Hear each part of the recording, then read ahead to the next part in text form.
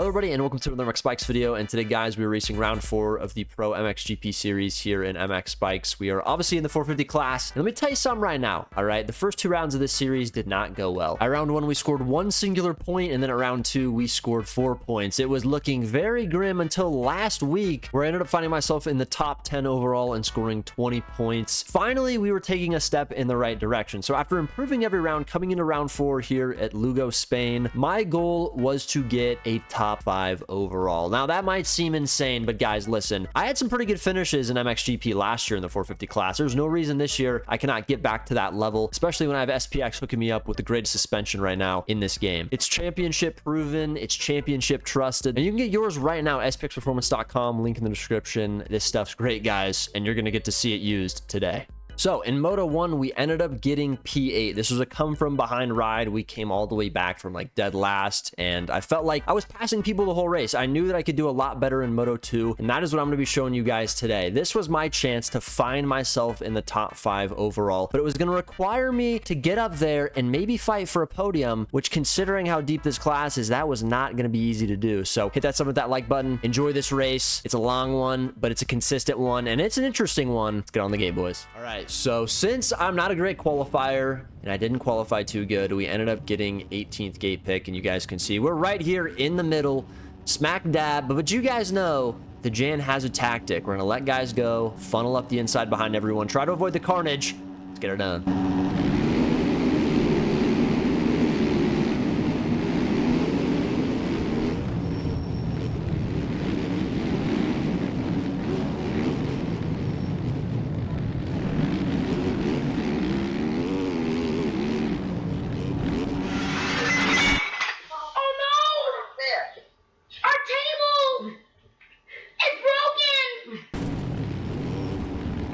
You know, if there's one thing I've learned in the 3 years of playing this game, it's that things like this are inevitable. There's really nothing you can do unless you get a really good gate pick, which I suck at qualifying, so that's never going to happen. You can't really avoid this stuff. I mean, even when you tuck up the inside, you hold one side of the track, you just pray no one cross jumps you. It's inevitable. It's going to happen on MX Bikes. But let me tell you something right now, guys. This moto is very, very far from over because we didn't actually lose that much time. And the thing about the first lap of an MXGP race is you can crash a couple times, but if you can stay up the rest of the lap and pass as many people as you can, I'm telling you what, you can make a lot of positions, and that's exactly where my mind went at this very moment. This track was getting really rutted, guys were struggling, but listen, the Jan's a bit of a different rider now. We're gonna get aggressive, we're gonna use the suspension to our advantage and get to ripping, boys. Come on.